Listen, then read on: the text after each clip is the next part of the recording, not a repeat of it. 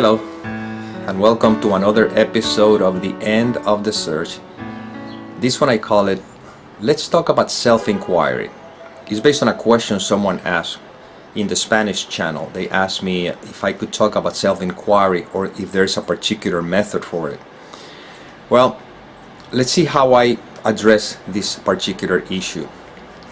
Self-inquiry is just the investigation to see if there's a me, if there's really an entity, an I am person, to see if that really exists, to find out that there's no such thing.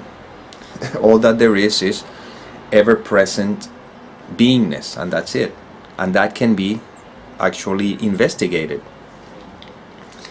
The challenge with self-inquiry is that the mind gets it and turns it into some kind of a practice, you see, because now the mind wants to find out who this I am is, you see, and the mind cannot find anything because the mind is the obstacle itself.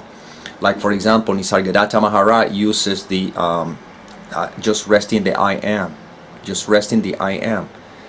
And then the mind conceptualizes, and then it assumes that me, the individual, I'm going to rest in the I am, because if I rest in the I am, eventually I will awaken, or whatever the case may be. You see, it turns him into a practice that's going to have a future goal. But if you really see where it's pointing to, the I am is already what is. You see, you cannot negate the fact that you are. The only thing that overshadows that is whatever thought superimposed upon the fact that I am. And the first thought that is usually superimposed is I am an individual, I am a person, this is who I am, and everything else. But the self-inquiry points to the fact that I am. So resting in the I am, for me, is not so much as me with the mind trying to rest in the I am. If anything, it's more like looking at the obstacles to the I am.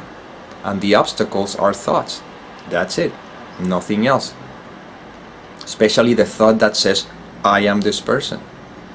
Because if I ask you, who are you? The tendency is to go, I am me. But who's that me you're talking about? Me, this person. And how do you know that you are that person? What suggests you're that person? And you always go to the mind. I am this person because this is my name, this is who I am. And of course, sometimes we may say, because I'm feeling, this is what I'm feeling. I feel that I'm a person. But if feelings seems to appear the same way that seeing seems to appear, the same way that hearing seems to appear, but if you take away the thought I am seeing, I am hearing, or I am feeling, if you take those thoughts out of the way, then what are you? What remains? You see? And what remains is what is obvious, is isness, is life. That's all that remains. And it's not personal. You see? So when, for example, Ramana Maharshi points, let's find out who are you. Let's say you find a thought of suffering or something. Who is the one suffering? Well, the mind engaged in the practice and is trying to find out who's the one suffering, because he wants to come up with an answer. Oh, I found the one who's suffering. Or even the mind may say, I cannot find the one that is suffering. But it's still the same mind reporting that I cannot find the one that is suffering. You see? It's still a conceptual answer, you see? And what we are pointing to is beyond the conceptual mind, is the obviousness that life is. That's it. The strong identification with the sense of me, individual, and then the ideas of what I think waking up is going to be like, on whatever the case may be, well, that gets in the way. These are just thoughts. All of them are thoughts. There are evaluations. But without them, what remains? You see?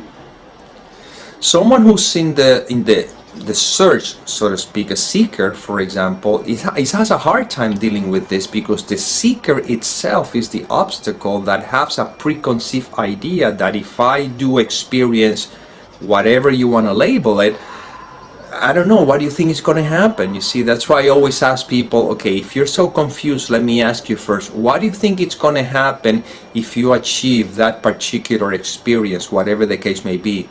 Call it enlightenment, call it awakening. What do you think is going to happen?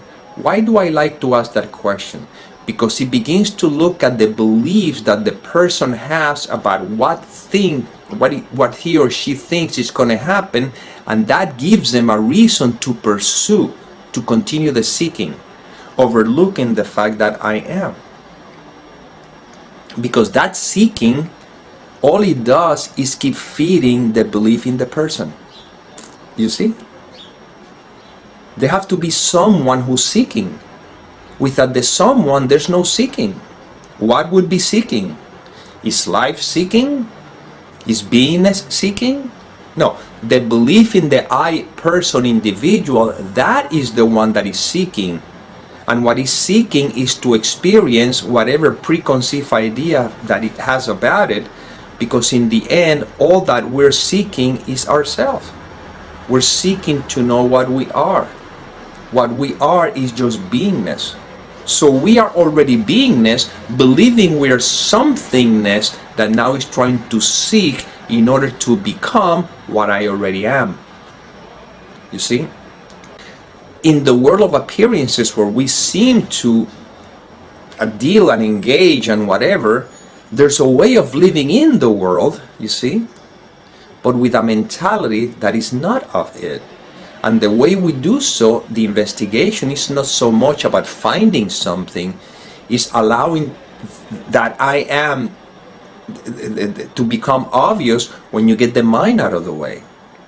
You see, right now, if you don't identify with any thought, not even the thought that suggests I am watching this video or I'm listening to this information, just simply beingness, pure beingness, you see, this is what remains. That's what it always is.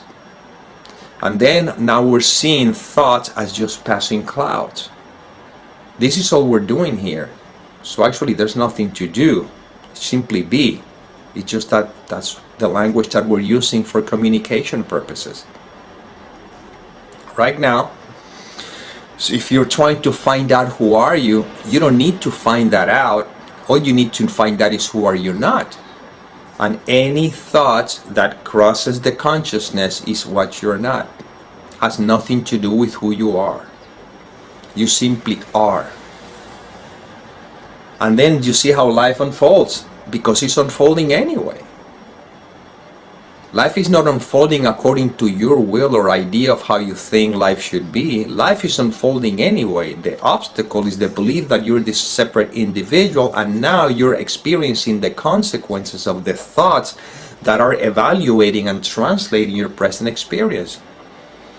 But if you see life as is, you're just simply observing how life moves. You look at animals, for example. They're not thinking what I should do or shouldn't do. They don't have any of that conceptual mind.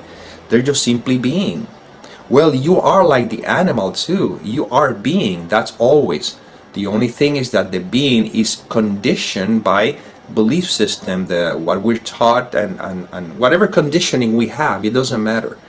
Now what we're looking is through that conditioning. I am not the behavior. I am not the feelings or the sensations. I am not the thoughts. I am not the seeing. I am not the hearing. I simply am. We're pointing to the I am. And in the I am, seeing seems to happening, hearing seems to be happening, feeling sensations seems to be happening, but I rest as I am. See? This is where this is actually pointing to. And right now you cannot say that you are not. You cannot negate the fact that you are. You see? So the way I see self-inquiry is not so much like a practice that the mind does in order to or whatever. It's just this. Self-inquiry to me is, okay, let's see. I am. But you see the mind still thinking, okay, I am. So I hope you understand where this is pointing to. And then a thought appears. Who's thinking that thought? I'm not thinking it. The thought is appearing. Because if I were the one thinking the thought, I can choose whatever thoughts I want to think, but that's usually not the case, if you might have noticed already. Thoughts appear, and that's it. Trying to control the mind, assume that there's an individual who's trying to now exercise a particular activity called controlling the mind. but I am. Do you see the sky trying to control the clouds? The sky is skying. You see, just all there is. Well, you are. You see, you are being. And in beingness, feelings appear, sensations appear, thoughts appear, sounds appear, all appearing in beingness. So the self-inquiry is to get to know the fact that you're beingness. Not to try to find beingness. You see? It's kind of withering away through the debris, so to speak, and all debris are the same. It's a thought. You see? And at least in my experience, and I say my experience as if there's somebody who has an experience, but that's the language we're using as in this particular context. In my experience, what makes this so simple is when peace is the most important thing in life. If peace is not the most important thing in life, if I want something of the world, this is impossible, because it's holding on to a sense of me that thinks to want stuff from the world. But if peace is the most important thing, resting in beingness is the simplest thing. And then, of course, the mind will thoughts, but how are you going to survive? How are you going to live? I mean, you have to pay rent, you have to, no, you don't have to do anything, because life is doing it through you. Once you know who you are, all these questions immediately fall by the wayside. Only when you think you're this individual who's seeking, that's when all these questions comes up. But when you know who you are, again, because investigation has been done, that will be the self-inquiry, then it's not that I know who I am as a spiritual being or something. No, free of concepts, the fact that I am, this is what I'm pointing to. I'm not saying here that I know who I am because I am one with everything. No, that's still concepts.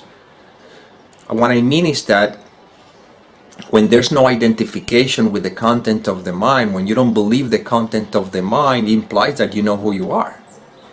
That's it, you see? So right now, you are. You cannot not be. If you don't believe anything the mind is saying, well, that's it. Then you're resting in the beingness that you are, because it's not being, again, overshadowed by whatever thoughts seems to be appearing. And that's where this is pointing to. And that's it. So again, self-inquiry is self-knowledge. Now that you know what you are or who you are, well, that you are, put it this way. You don't know what you are, you don't know who you are, but the fact is that you are. Now, it's a matter of just seeing this, and you see the content of the mind, the residue trying to come up, trying to gain protagonism, but now you're seeing through all of that. So to me, that is what self-inquiry is about. Once again, it's not about the mind trying to inquire into anything, in a sense. To me, self-inquiry or self-knowledge is the fact that I am. And all I'm seeing is how there's identification with the thoughts that are trying to, again, add their 25 cents to the picture, translating everything. And yes, thoughts will continue to be used for practical reasons, and that's fine.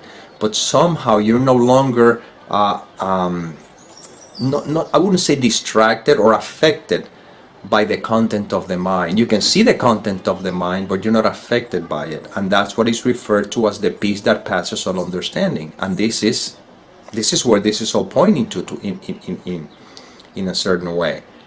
It's not about if the character lived the life that he or she wants, or things are fixed or not. It's about being able to live in peace by knowing who you are, you see?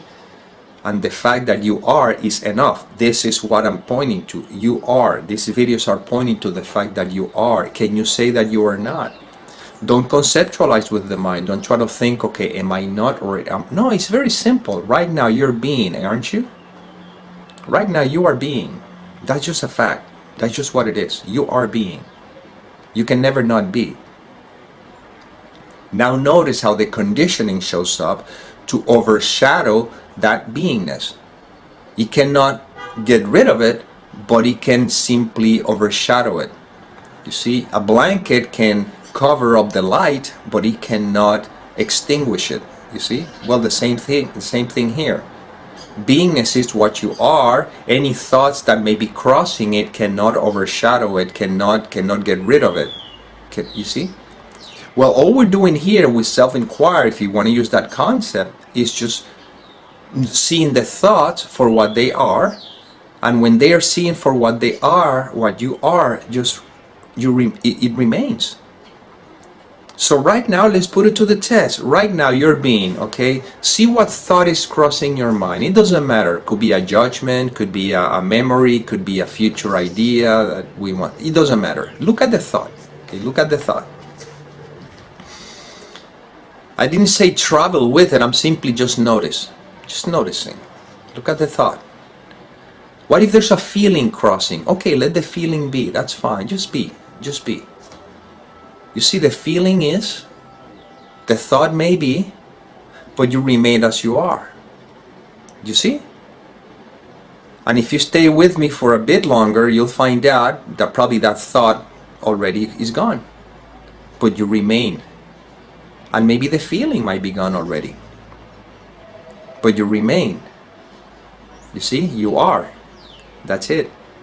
And when the thought comes, but how am I going to pay the rent? How am I going to work? Don't worry about it. These are thoughts that are passing through that have nothing to do with what you are, and you can rest assured that if the rent has to be paid, you'll continue doing whatever life is going to move you to do in order to take care of that situation if something needs to be done through you.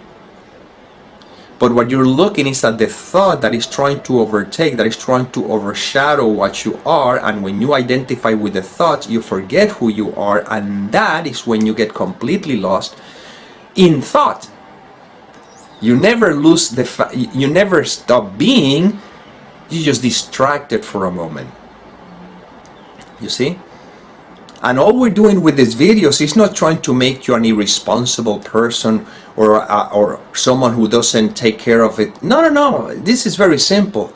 All we're doing with these videos is noticing how you're distracted with all the thoughts, with all these descriptions and everything that the mind, that conjures up in the mind, you know. So you can remember that you are, and that are-ness or isness, put it this way, is the peace that you've been seeking through trying to pursue and chase objects and things like that.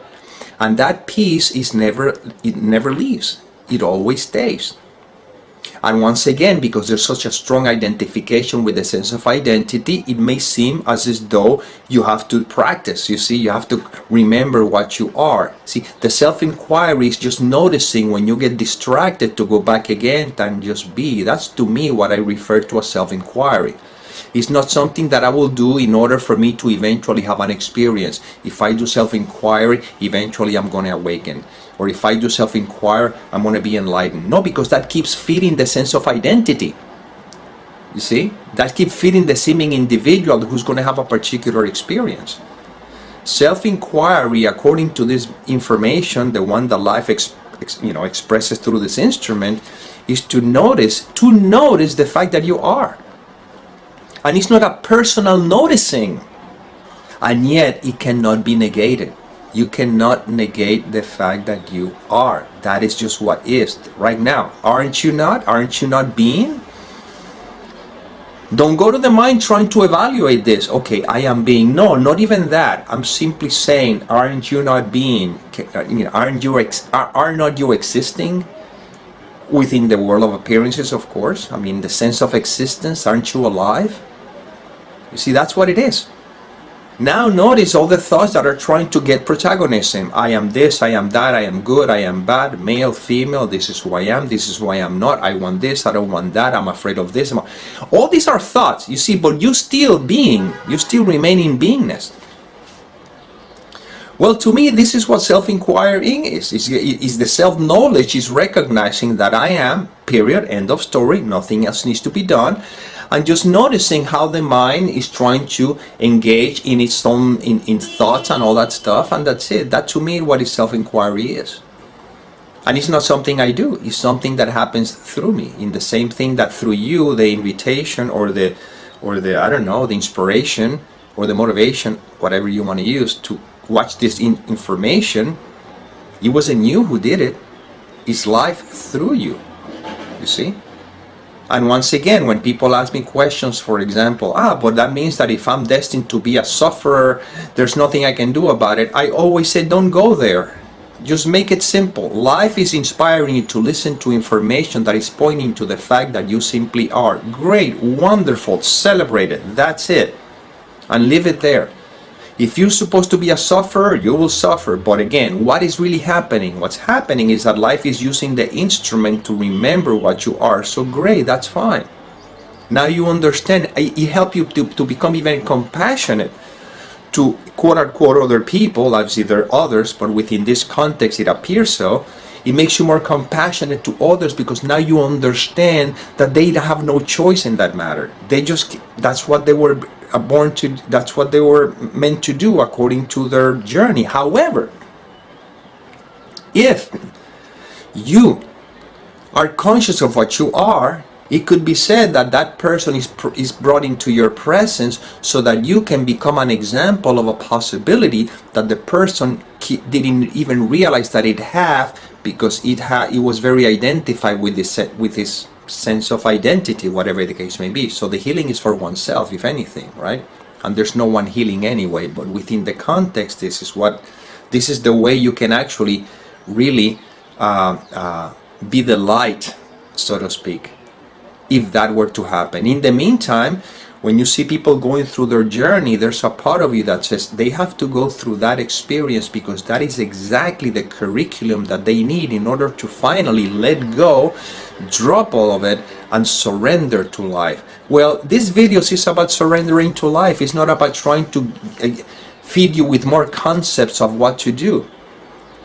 So if you surrender, so complete surrender, not identify with the content of the mind, remembering this is something that happens through you if it's supposed to happen. But again, this is, life has us here remembering this, right? So in this complete surrender to what is, just life being, this is it. You see? And now again, just observe how, because of conditioning or habit or whatever the case may be, there's a tendency to identify with the content of the mind, with the thoughts, with all the things that, what you think is right, wrong, what it wants, it doesn't want. And you're not denying your experience, you just observe, you're being the witness of it now. If you're destined to become a musician, you will be a musician, not because you choose it, but because life chooses you to do so. If you're destined to have whatever you're supposed to have, you'll find yourself having it, but it's not important. You're not pursuing it. It's just simply what happens through you. You see? But you're resting in the I am. See? And resting in the I am is all there is. And once again, then self-inquiry is stop being a practice that the mind uses in order to keep feeding itself as an entity that think is going to get something or accomplish something or become something. You already are. This video is about remembering that you already are. You see, you already are. That's it. You're not what you think you are, but the fact that you are is a fact. That's it. Life itself. And the only cause of suffering is thought, or I say believing the thoughts. Without believing the content of the mind, you are. That's it. You don't suffer, you simply are. Pain and pleasure will be part of the menu because it's part of the human experience. It's duality. But you simply are. That's how you rest in the peace that passes all understanding, and you experience what is being happy. Always, no matter what. And by the way, happiness doesn't mean pleasure. Just for the record, happiness is peace. So to me, peace and happiness are the same thing. Pleasure is a temporary experience that is followed by a pain. But the background, you see, in which the pain and the pleasure seems to appear and disappear, the background remains. You are the background. You are that. That is what these videos are pointing to. And we're relentlessly going to remember that fact. And that's it. End of story. Well, this is the inspiration that came through. I hope it served. And as always, may peace permeate the mind so that love can be extended.